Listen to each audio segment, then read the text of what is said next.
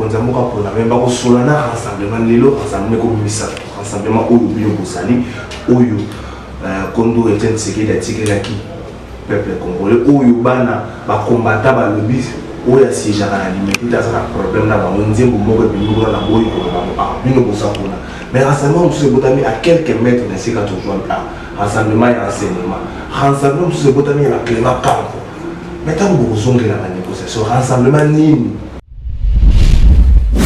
na bana Congo nyonso batelema est-ce que to kovanda Kinshasa to sepelaka to continuer à komela ka sanga na baba ko nyonso na ngambo kuna bande ko na este ba kufaka ba mama baza ka violer na niveau wana soki mutu akomi na niveau ki na nzoto na ya kibomwasi na simana différence ezo ba nsuti donc ezali ka moko ya pasi kasi na ngonga wana Kinshasa bato moko baleka ba pilo laisser passer priorité baleka pe bongo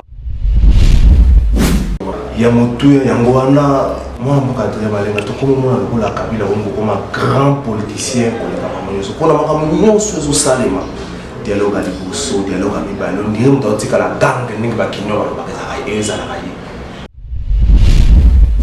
sur leur rassemblement mais to cancel ko moko lobi bande ko bazwa ki mosolo ya gouvernement pour na ko dévier objectif ya rassemblement moi na mboka bono chibala wazaka na kati ya IDPS na konga oyo aza na ngambo rassemblement ya oleka koyi azaki ya kokangama apo makambo esalemaki ya septembre 19 et 20 septembre ya 2016 mais na yakangamaki na aéroport ya nchili azali kokende na rendez-vous médical avant bakanga ye Félix Tshisekedi abimaki na même aéroport wana 2 ou 3 jours après bakangi Bruno Tshibala 4 jours après Martin Fayulu abimi na aéroport kaka même aéroport wana bakangi était pourtant akomona bango nyonso ezalaki nanu na dossier la parke ndenge nini kaka ye akangamaki wana parenthèse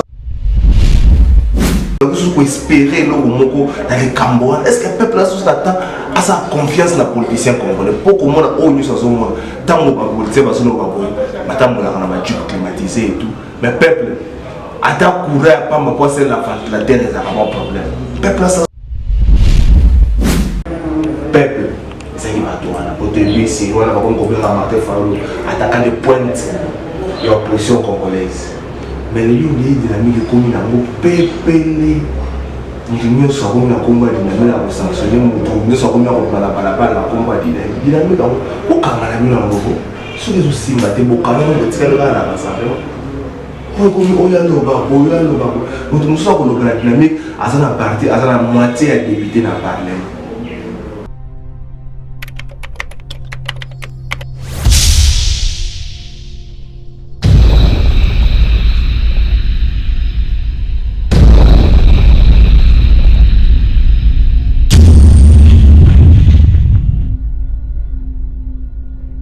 Congo na biso Congo mboka oyo bakoko batikela biso ngo héritage ya famille Mobutu te ya famille Kasavubu te ya famille Kabila te ya famille Tshisekedi te Congo eza bongo mboka ya oyo eza ya yo bokolo apesa yango soko kanzaka ete Congo eza kaka ya ba politicien moko goto ya bato bazaki na Senko ya bato bazaki na cité Union africaine oza komiko sawana botika mingi penza Congo mosika na yo pe okoza la victime ya ba décision ya ba politicien kasi kambwana eza malamu te sengi bongo na bana Congo nyonso batelema est-ce que to kovanda na Kinshasa to sepelaka to continuer à komela ka sanga na baba ko nyonso na ngambo kuna bande ko na este ba kufaka ba mama baza ka violer na niveau wana soki mutu akomi na niveau ki na nzoto na ya kibomwasi na simana différence ezo ba nsuti donc ezali ka moko ya pasi kasi na ngonga wana Kinshasa bato moko baleka ba pilo laisser passer priorité baleka pe bongo na este po bande ko ba na kimia yango ate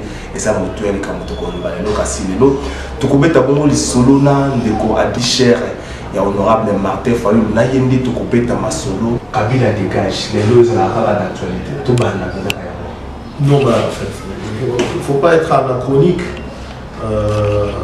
au début c'est quand il est ça la besoin continuer que ça le travail où Martin Fayulu à ça la besoin continuer que ça il a dit peuple à tellement qui a oublié de boy révision à loi électorale ce qu'on dit peuple à tellement qui a oublié le 19 Kabila qui c'est parce qu'à un moment il y a eu un travail qui a été fait et tout le monde a pu contredire Bissot dans le mot Martin Fayulu qui faire des lances les lots tous dans un contexte où il y a dialogue, nous tous à niveau de Senko, accord, ils ont signé, et là que j'en ai tué, les lois, ils ont mis application et accord pour permettre les Congolais qui n'ont pas pour produire pour ne pas Congolais. Donc le Kabila dégage aujourd'hui, même d'hier, c'était le Kabila dégage, il y a pour respecter la Constitution parce qu'on rappelait qu'on respectait les Congolais, n'a coupé ça vraiment déjà là pour le et puis on dit que Kabila, dernier mandat, il y a ceux qui ont le pouvoir, ils allaient par la volonté de l'accord du 31 décembre. Donc, les lots qui sont importants, ils allaient application accord dans la Yangonde pour permettre l'élection et ça, les mains, Kabila a le droit à Tika et Bonga, dans le Jamboka, où il va Congolais, va Sika. Donc, je crois qu'aujourd'hui, il y a beaucoup de sujets actualitaires dans le cas de il y a Moutouya, Yangoana, moi, je suis un Kabila, un grand politicien. On a un salima. Dialogue à l'Ibousseau, dialogue à Mibalo, on dirait la gang, on va qui n'ont pas Kabila, on gang, les lots. Bopesa biso comme misato, bopesa te to kopesa moko ndelo baki accord, te to kopesa misato pour Félix Etienne Tshisekedi aki persona matiki biso et comme bon qui sakuna te komba mo kendaki déjà te Kabila bité bolo kana président conseil des sages et tondo ngwana oya kocha oya kozala te na nyonso wana Kabila kakamba kontia parce que les lots Kabila zo continuer là moi te ke umela wana ndeko mo zo makasi. Bon, en fait, déjà, les gens qui sont dans le monde, les gens qui sont dans le monde, les gens qui sont comprendre parce que sur l'histoire,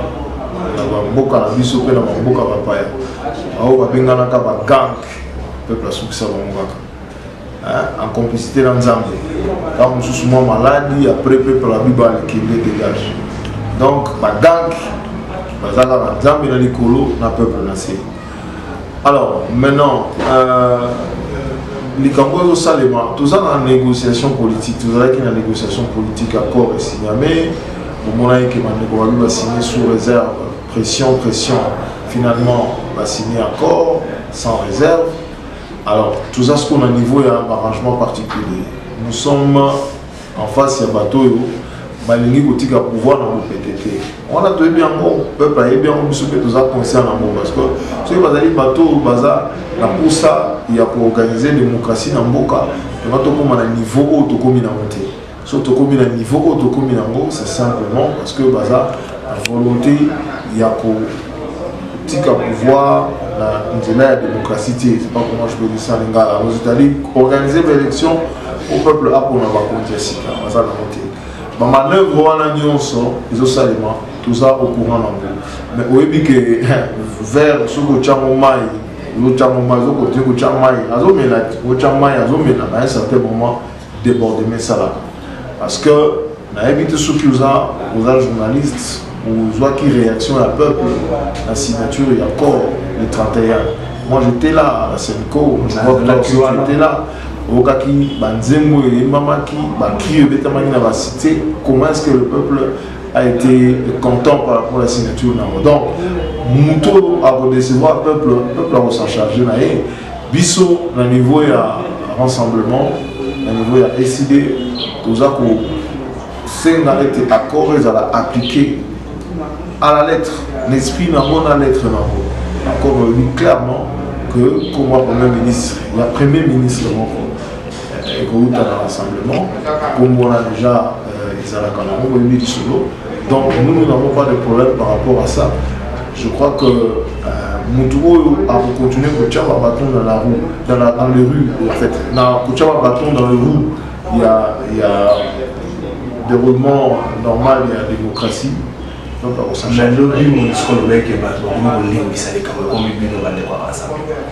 Non, mais il faut comprendre que malheureusement, politique n'a pas et ça les manque na ndenge ça les manquants il y a bande konakata rassemblement bazwa ki misolo bata pouvoir pour ba baby sabizeli à rassemblement pour ba dénigrer l'ensemble mais rassemblement tikali uni pour travailler de façon que combat continuer na kata moko et atteindre objectif ezali alternance démocratique année oyo objectif ezali organisation des élections pour peuple à récupérer pifo to pe pouvoir na ye apesa ngo na moto ye alingi bandeko bazoskanisa que bako dévier là rassemblement bako lembisa rassemblement na combat na mo il se trompe donc ce qui va ça va justifier mambo pour la bazwaki mais rassemblement et qu'on continue de façon que pour atteindre l'objectif to kosonga lisolo ya rassemblement mais to cancela ko moko lobi bandeko bazwaki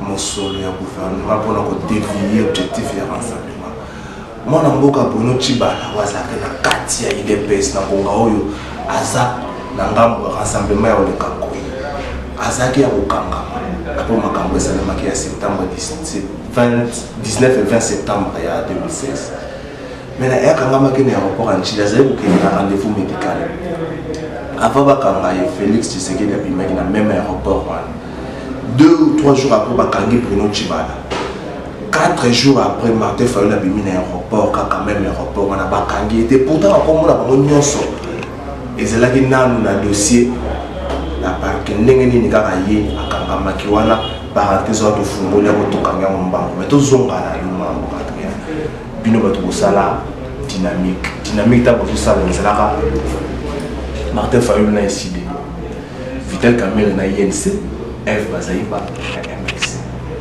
F Bazaiba na MLC babendana Martin Kamerhe na INC babendana tikala Martin Fayulu na bato basalaka bazali na poids c'est-à-dire bato bayaki na peuple ezali bato wana otembisi wana bakomi kobenga Martin Fayulu attaquant de pointe et opposition congolaise mais les gens qui dynamique comme il a un pépélé nous nyonso akomi na kombo ya dynamique na kosanctionner moto nyonso akomi na kopala balabala na kombo ya dynamique yango okanga na bino yango soki ezosimba te bokanga ngo botikali kaka na rassemblement oyo komi oyo aloba moto mosusu akoloba na dynamique aza na parti aza na moitié ya député na parlement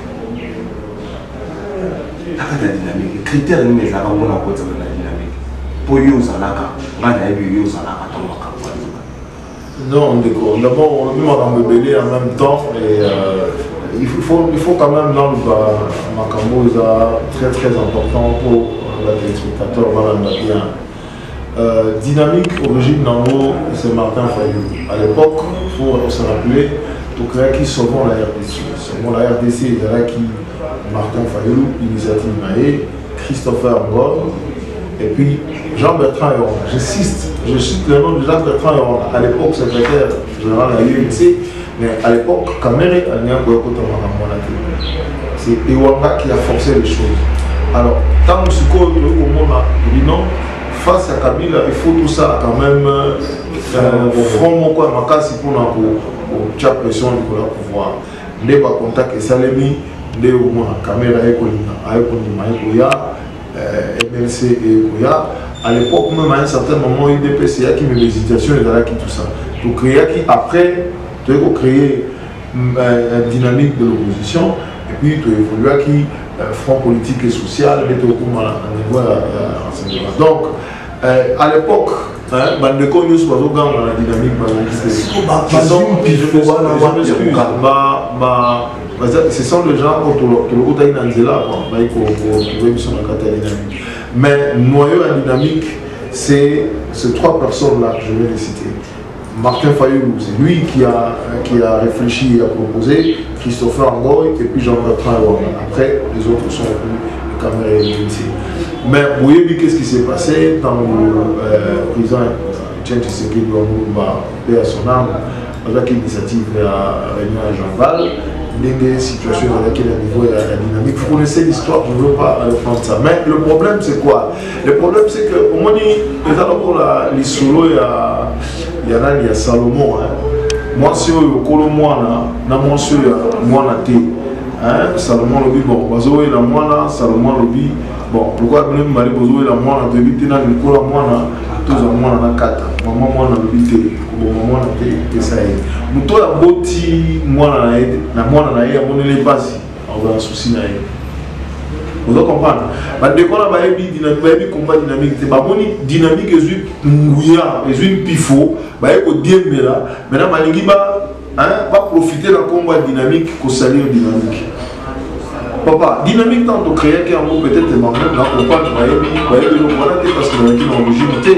Dynamique tant de créer un mot, tous les la constitution en mot, constitution en mot de qui contrat de confiance. Un contrat de confiance, modération et dynamique, et de là qui rotative. C'est-à-dire qu'il y a aujourd'hui, on dit que le moninga, qu'on a cohésion. Alors, maintenant, la dernière convention de ça qui est dynamique, de là qui non.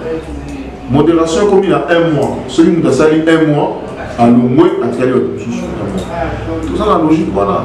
Bandeko bazui modération. Et comme il a dit en modération, 1 mois, il faut tout à la vie, les enjeux. Non, il faut respecter vous. Il faut respecter la constitution, la mission, il y a dynamique. Alors, partout dans le temps, comment dynamique, il y a tout ce dynamique, on ne peut pas citer, il y a au début de la gaga pour pas profiter de la dynamique. Mais la dynamique continue à exister. Vous voyez que l'honorable Martin Fayou modérateur et dynamique parce que tant que Claudel Louba a fait une modération, à savoir 1 mois là ici, a passé flambeau dans l'honorable Martin Fayou en Didi, et il est pas pour ça 1 mois là, a passé flambeau dans tout ce soir, à moins que la convention ait décidé autrement. Mais 1 mois, on les a décidé de avoir une chose déjà au les autres là, ils ont pas tout bazoya, on a pour boulot dans la dynamique, mais la dynamique continue. Et l'essentiel c'est que le peuple a ébi, n'a ni azou kundelaye, a ébi, n'a ni go azou ça pour l'aye. Voilà, on va dire malenga plutôt que les mbang. Martin Fayou à chaque fois ça va la parole de on dirait aimer la kamoto na ye. Il faut te rappeler qu'il y a des députés provinciaux, des députés nationaux. À chaque fois, ça va la bataille la moto. La Kinshasa, où Martin Fayou a télé pour la Kinshasa. Tout le monde a un moment qui monte, on a éveillé, moi, quand même, on combat là-bas, on a bilingue, on a le côté, on a Martin Fayou nous a passé à la baninga, tu as évité ceux qui ont été bons à vous libérer. Peut-être pas son massier, je vais tiki, mais combat à la Kinshasa, c'est aussi. Tout bananda kunaye, tout bananda kunaye, Binza, Ezika, Atika, attendez, il faut user journaliste, il faut le Magambo, Martin Fayou a un mot à Kimbuta et Bélé. Ça veut dire quoi ça? Attendez. Martin Fayou est mort en na Kinshasa au Banina Kabila. Si na bourgmestre, à chef de secteur. Oui, ça soit $1 à PCA à ton comme ça. Enfin, il faut le je me suis non, le problème c'est que vous comprenez que Kimbuta Zawana Makamunyo so Kimbuta Zosala, mais quand vous foutez dans la ville comme une poubelle, Kinshasa, les athées, insécurité, donc totale. Avec la bénédiction de qui? Il faut qu'on comprenne le vrai combat. Il était député provincial. Hassan Moussa, en tant que député provincial, il a été réélu en 2011 comme député national, à l'Assemblée nationale. Et le combat a changé parce que Kimbuta est là, Kimbuta ne prend aucune décision. C'est Kabila qui est là, qui chapeaute tout et tout ça. Donc le combat aujourd'hui pour te libérer Kinshasa, il faut d'abord tous en niveau du gouvernement central, Bakonjo et bien. Si Bakonjo Bazara na Yamabe, vous aurez des Kimbuta et consorts dans Kinshasa et au moins Malomba et au Salimate. Aujourd'hui, Martin Fayou est député national, il fait son travail en tant que député national. Aujourd'hui, il est président d'un parti politique, il fait son travail en tant que parti politique. As un coordonnateur à force acquise au changement, modérateur et à dynamique d'opposition, membre du conseil d'échelle de l'Assemblement, en tant que tel, il a un combat qu'il est en train de faire. Ces combats-là, c'est le combat que Tchèque Tshisekedi a mené, que le Mumba a mené, que lui il est en train de mener aujourd'hui, les années pour la démocratie, la libération totale, la on fait ça, le coup moto dans la Congolais. Donc, ville de Kinshasa. Le combat que le président Martin Fayulu est en train de mener aujourd'hui, ils ont combat Congo Mobimba. Ils ont pour la Kinshasa, ils ont pour la Congo Mobimba. Donc aujourd'hui, c'est tout le Congo dans son entièreté. Ils en ont besoin. Il y a bonne gouvernance, ils en ont besoin. Il y a sécurité, ils en ont besoin. Il y a développement. Awape nzoto ya Congo Tshisekedi Boya télé 11. Place la nini la bino ba politicien. Pour le coup les Boya télé 11 samedi to éviter est-ce que application accord on a zomona photo tango honorable Martin Fayulu tia mokolo to le 31 décembre moka mobimba baganga ki ulutungana yo to bengana ki na téléphone moka mobimba ba sepela ki linga accord kwa zaki signer mais lelo 3 mois après application accord. Est-ce que le peuple a espéré dans les Cambodges? Est-ce que le peuple a sa confiance dans les politiciens congolais? Pour que moi, on ait tant que politicien va se climatisé et tout. Mais le peuple a couru à pas ma poisse la terre est un problème. Le peuple a sa sous confiance dans la bataille. À quoi on a trop sous non, mais nous sommes à niveau SID, au niveau FAC, au niveau rassemblement. Toujours on va clairement que espoir pour nous en avons les lots. Comment dire, dans le Kimia, un peu de mots qu'on a quand l'école, vous avez application encore en 31. Parce que ceux qui cabinent les allélos, et c'est c'est par volonté, il y a encore le 31. Mandat n'a essayé déjà de plus de 5%. Donc, il faut encore appliquer dans son entièreté. Alors, maintenant, le blocage, tout ça, au monde, vous avez vu que restructuration, ça va venir au niveau de rassemblement. Nico va dans l'ensemble, la réunion va contact de façon que très rapidement pour le prendre la discussion pour la signature et un arrangement particulier et tout quant à l'effectivité à l'application encore le 31 décembre. Donc moi je crois que nous avons un choix à Walelo, choix de l'État comme Monko, nous avons un choix de sous-souter le lot, choix de l'État comme Monko et le tout appliqué après voilà le 31 décembre. Donc, bisous, na niveau à SID, na niveau à FAC, na niveau à rassemblement, toujours dit que ça manque. Accord voilà et vous allez appliquer.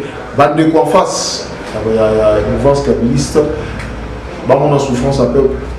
Ensemble, tout ça, rapidement, tout qu'il y a une élection de façon que Moukonyambo Kassika pour ça un véritable programme pour résoudre le problème où beaucoup de peuple.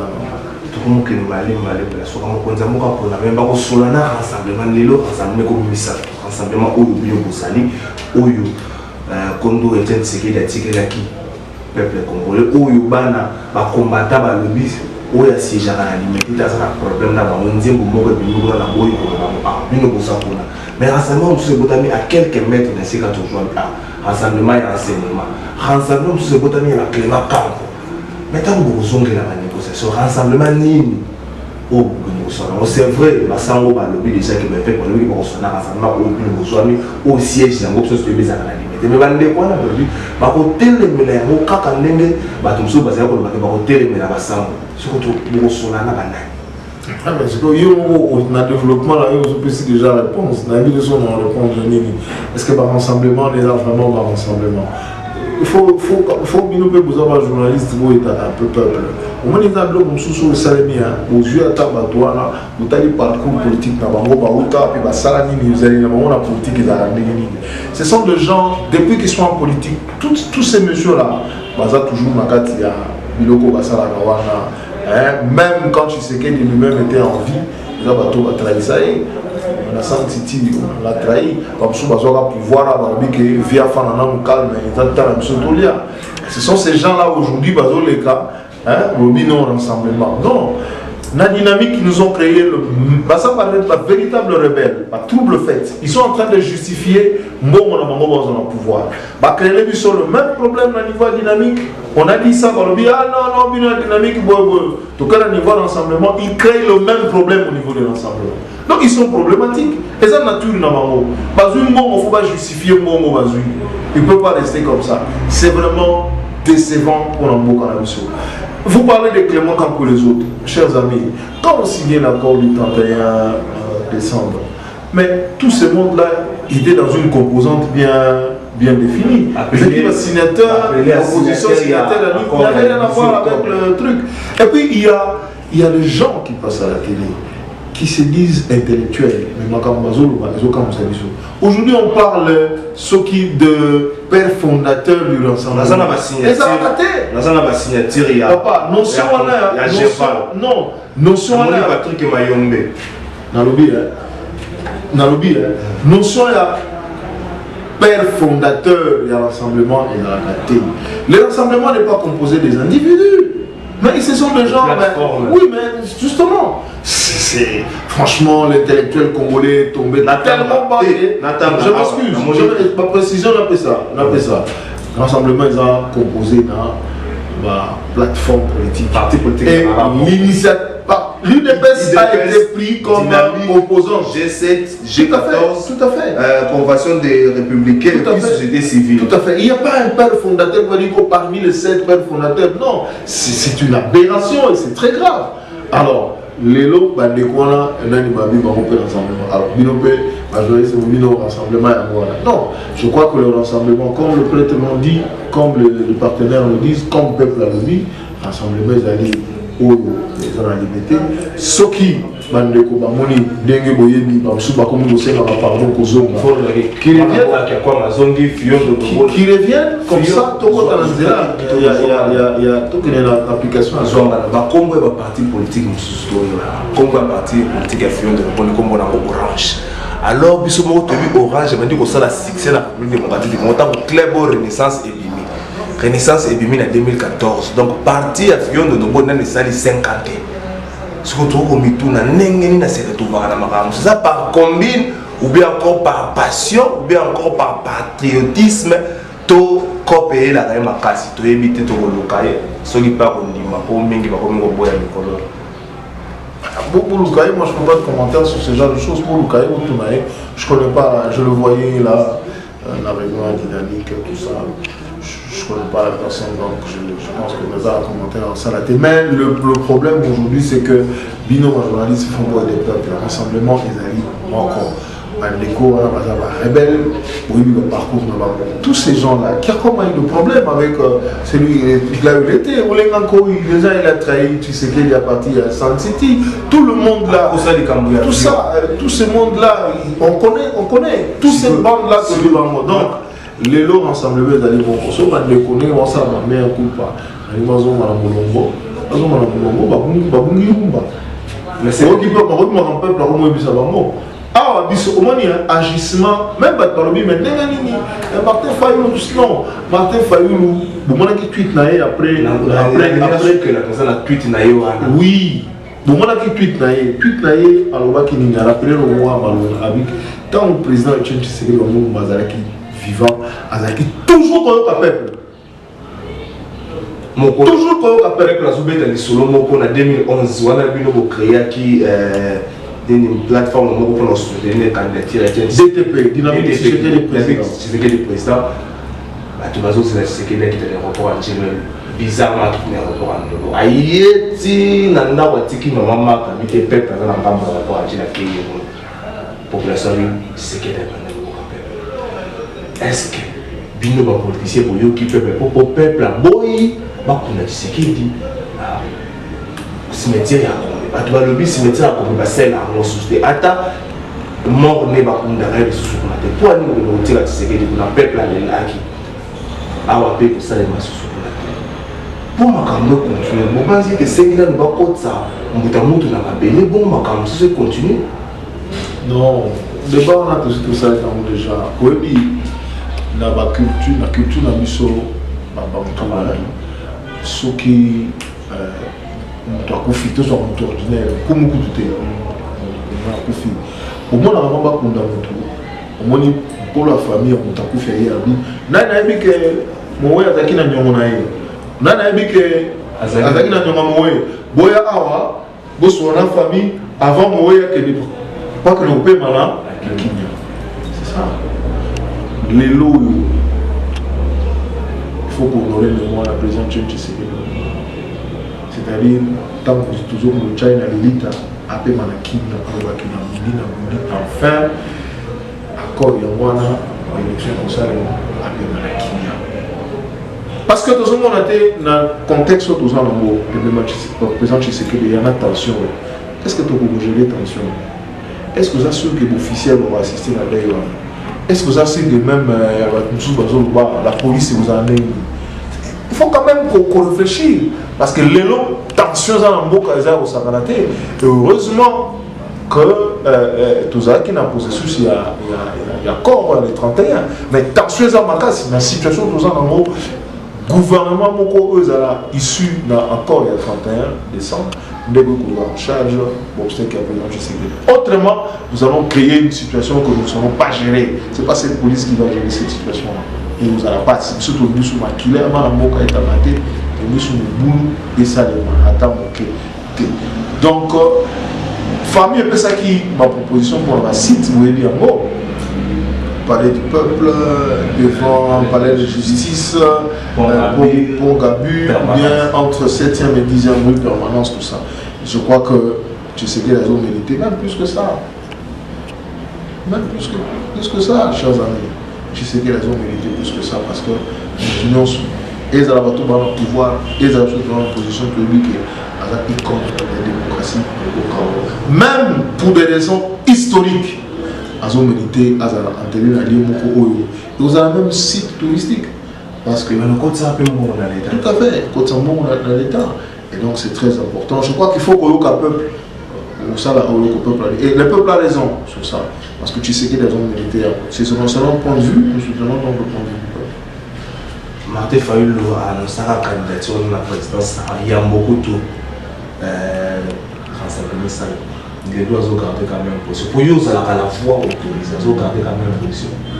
Oui, c'est le Congrès qui a décidé que Martin Fayulu m'a dit que la candidat a décidé. Le Congrès a suivi, tout ça, du 3 au 5 décembre 2015. C'est ça, est-ce que Misolo y a campagne, Martin Fayulu au Coca? Misolo y a campagne. Non, au moins Martin Fayulu. Peuple yi mo wazo benga ye soldat du peuple. Abundi toi beta soldat du peuple. C'est quoi tika peuple le peuple n'a voulu vraiment en campagne pour faire ça. Faut pas rater. Patrick Naza candidat à peuple. Au-delà ya Tshisekedi, nous avons tous bakon konganga quand Tshisekedi to mona biso so ko to mona photo Tshisekedi parce que ba kangie bazo kena. Nous politiciens ni baza wana surtout toujours dans la dynamique au ensemble que oyo abetama le roi Martin Fayulu. Je me rappelle encore en 2011 dans le boulevard du 30 juin. Marche moro opposition qui réprimande Martin Fayulu qui pembe lemo ya pembe pantalon katana ye akimamba on a siège ML sa potua. Nani akunda kisoso. Est-ce que misolo ya campagne ko so topé kaka bitumba wana mo seko ya soldat le 19 septembre azali belongi ya revue. Est-ce que wana kaka ndé koki pour voter président? Est-ce que non mais dans l'élection muto vous a président après Kabila vous a ngambo munene? Non mais il faut donc ils ont semé la bateau dans un profil de voilà. Comment dire, Martin Fayulu, la situation. Après, situation, il faut quelqu'un qui ait une vision pour ce pays, quelqu'un qui est intègre, parce que la première chose qu'il faut faire dans ce pays, pour Moka et Bananoté, c'est la corruption, le Kanga, et si quand l'État déjà corrompu. Pour la bonne campagne, chers amis, le premier partenaire de Martin Fayulu, c'est le peuple congolais. Je te dis, ça la confiance dans le peuple congolais, ça la confiance dans l'ECD, ça la confiance dans FAC, ça la confiance dans la dynamique. Moi, en campagne, le peuple va contribuer, les partenaires vont contribuer, on aura l'argent pour faire la campagne, il n'y a pas de problème. Tu sais que dans ça, la campagne, c'est le peuple qui a donné l'argent, parce qu'il y a des candidats à peuple. Aujourd'hui, le candidat du peuple, c'est Martin Fayulu. Le peuple va donner le moyen et campagne éco-salina. Éco-salina, il faut voir sur il est candidat président de la République. Le congrès ne se tiendra pas d'ici l'année. Donc je ne vois pas comment est-ce que Agolbakana son candidat. Il continue à maintenir sa candidature, mais il trouve qu'à l'époque, l'essentiel pour nous, tout au niveau opposition, le candidat au Bazali Totali, n'a pas un profil avec une opposition, une victoire dans l'élection. Jusqu'à preuve du contraire, le président Martin Fayulu Madidi, président de l'ECD, coordonnateur des forces acquises au changement et l'actuel modérateur de la dynamique est bel et bien candidat président de la République. C'est toi le baiser de l'élémentant que Martin Fayulu a dit qu'on a le candidat président de la République. Mais il peut me dire que la Kabila non. Pour ce que vous vice-premier ministre, vous avez ministre qui a signé, comme on est directeur cabinet chef de l'État, Congo et Kimi, signé et pas naïe, mais mon compte à moi qui m'a Martin Fayulu pas aussi la Kabila non, Martin Fayulu c'est la Kabila non moitié. D'abord, il faut comprendre que tout ça, dans le cadre de l'application de l'accord, il y a le 31. Vous comprenez. Donc les choses doivent être comprises de cette façon-là. Aujourd'hui, toutes les institutions tirent leur légitimité de l'accord du 31 décembre. Ça, c'est déjà un. Et puis de deux, mais qui vous dit que Martin Fayulu sera dans ce gouvernement? Officiel, mais non, attends, qui vous dit que Martin Fayulu sera... S'il est là, c'est tout à fait normal. Dans le cadre d'application à l'accord le 31 décembre 2009, cet accord-là a reconnu que Kabila reste là où il est, il n'y a pas de problème. Mais, en tout cas, le parti, il faut attendre le temps, moment pour le parti décider est-ce qu'il sera là ou il ne sera pas là. Poser la question après mise en place au gouvernement, on répond, mais il ne faut pas aller vite en besoin, en oser là, non, moi, non. Mon cher, vous avez combien de propositions, moi, il y en a à Boya? Il ne fait pas la politique pour le pouvoir. Il fait la politique, en fait, pour la conquête du pouvoir, mais pas pour le pouvoir, pour le pouvoir. Pouvoir car après on a pouvoir, non. Oui, seulement comme au bout de la roupette, il y a une équipe, tout le monde va bien, le père Salim Moulouba, on a laissé retourner ça matin d'ici 8h30 à compléter ça à cause de l'exorcisme. Sous base de la gouvernement, ça nous dit on va prêter la savoir comment exorciser la Congo à Kabila. Le gouvernement au Tchad en place après l'application de l'accord le 31 décembre. Mais un objectif non? C'est clair, non? Objectif, c'est pas pour aller faire le Djalil ou le Kabila, non. Organiser les élections. Donc, je ne vois pas pourquoi est-ce que les gens vont aller chanter. Non. L'organisation des élections, c'est la priorité, la priorité. Sécurisation en mot qu'appelle pour résoudre les problèmes sociaux, il y a peuple. Mais la priorité, la crise opposant à nous, c'est les élections. Donc, je crois que ce gouvernement-là va faire un focus sur l'organisation des élections, parce que c'est ça la priorité. On ne voit pas comment est-ce que... tu crois vraiment que nous, on va aller commencer à chanter Kabila? Non. Tout ceci, vous pensez que Moutou a président du conseil des sages, au boutier, président du conseil des sages, on ça la face à Kabila. Alors maintenant, pour répondre à la question, les lots, un peu ce qu'on comprend. Le président du conseil des sages ne va pas parler au nom de sa famille biologique ou au nom de son père ou de sa mère. Conseil des sages, on dit que vous avez un organe pour le loi. Oui. Enfin, qu'est-ce que je dis? Conseil national de suivi, je m'excuse. Loi panique pour organiser un vote. Et puis, ces messieurs-là, même à niveau du conseil des sages, au conseil des sages est discuté. Même si c'est que les mots de son vivant, il faisait ce que le conseil des sages a décidé. Oui, que le l'accord, voilà, si ni d'été de Tshisekedi, l'école est datée. Parce que tout ça, moi je ne veux pas vous frustrer comme la majorité dit ça dans ce sens-là. Donc, le président du conseil de sages, le président du CNSA, le conseil national de suivi, a une mission précise. Donc, vous allez obligé à remplir ma prérogative, ma mission. Ce cas pour vous ça la montée, à ce moment-là, on va décider. Mais moi, je ne peux pas vous dire aujourd'hui à Kokokato, à Kokate. Nous devons d'abord le voir en œuvre. Non, mais le problème, c'est vrai. Nous devons être clairs. On a parlé de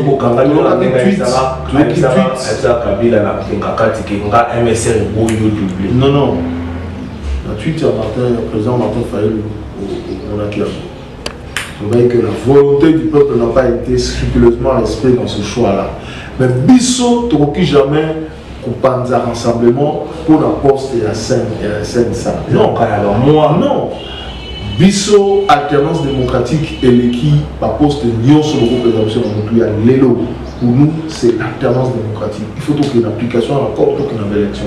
Il y a moi là, tu regrettes qui n'est pas mais tu as la famille, tu peux corriger ce qu'il y a pour corriger. L'essentiel pour nous, nous devons amener le peuple aux élections cette année. Ça, c'est important, le plus important. La poste, là, c'est pas notre problème. Tout ça, la politique, c'est pour la poste. Non, tout ça, la politique, pour le peuple qui puisse avoir au pouvoir, à partir du pouvoir, on a tout répondre. On a besoin